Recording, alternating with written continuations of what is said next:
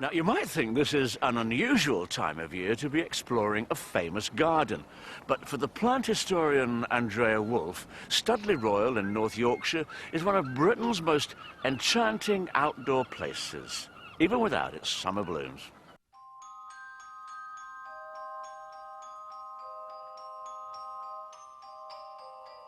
Grandeur, serenity, winter brings its own quality to our parks and country estates.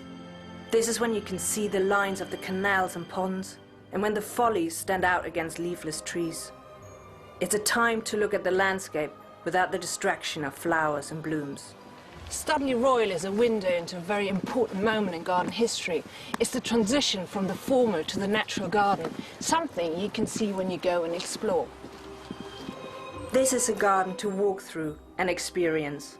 From formal parkland to romantic Gothic garden, it was made to be a progression of constantly changing views and of many different garden buildings. Just look at this. This is the winter garden here at Studley, and it just is such a spectacular space because on a winter's day like today, you can really clearly see the kind of lines slicing into the landscape, the kind of straight canal, the ponds, and then in the background you have the kind of rugged trees, which makes it all kind of natural and unnatural at the same time. The geometric part of the garden was designed by John Aislabie, who had been Chancellor of the Exchequer until he lost his job in 1720 after a huge economic crash. Following his fall from grace, he devoted himself to the creation of this glorious garden. This is the centerpiece of the early garden, and it really is a wonderful play of contrast. You see the razor-sharp lines of the ponds here, the mirror-like surfaces of the water, the velvety flatness of the lawn, and then the amphitheater of trees which kind of hugs the whole scene. The ex-Chancellor may have begun this dramatic layout, but from 1742, his son William introduced the latest garden fashions, a more natural-looking landscape. He added many walkways, which led visitors in a game of hide-and-seek through the wooded ridge. When you come out of the forest, the view suddenly opens up and you see the ruins of Fountains Abbey in the distance, and it just looks so stunningly beautiful how they kind of rise over the curve of Half Moon Pond, almost like hovering over the lawn. Surely this must be the grandest garden folly in the country. By the end of the 18th century, real or artificial ruins had become a must-have for fashionable garden owners. A picturesque landscape was the opposite of a formal garden. It was rugged and irregular, and ornamented with thatched cottages or crumbling ruins.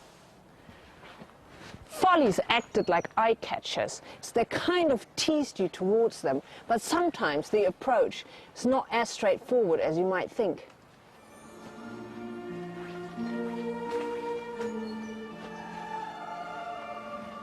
Once you got out of the tunnel, you could see the Octagon Tower properly. It was the first Gothic garden building in the country.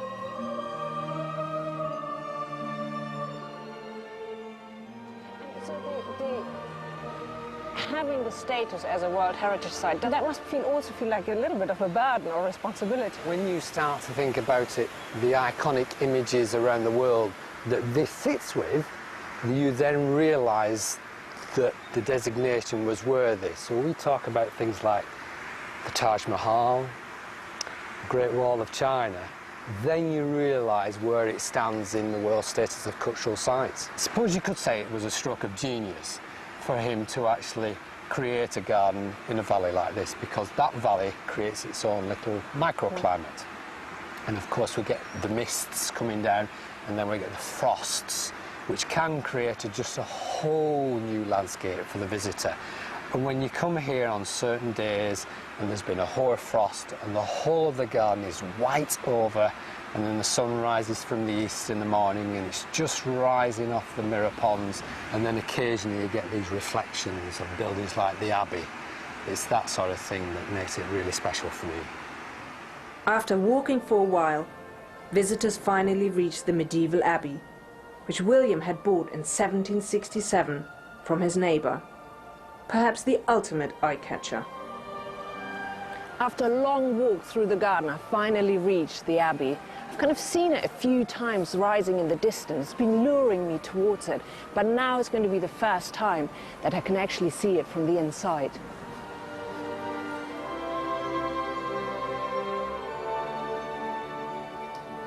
Fountains Abbey was built in the 12th century by Cistercian monks. They wanted to live in plain austerity, so I thought this is going to be a little plainer than it actually is, because just look around, it looks so grand. During the dissolution of the monasteries, the abbey was stripped of its furniture, lead and glass, and fell into ruin. The whole abbey really, like wherever you walk, you see bits of the landscape through the arches, and it almost feels like if nature is taking over this building. By the end of the 18th century, the abbey had become the highlight of a carefully staged garden tour. For many visitors today, it's what makes this place so wonderful. It takes about 2 hours to walk through the whole garden, but it's well worth it. What I love the most about this place are really the contradictions of the different elements. The woods, the shiny water, the ruined abbey, and the straight canals. It's kind of artificial and natural at the same time, magical and real. It's really breathtakingly beautiful.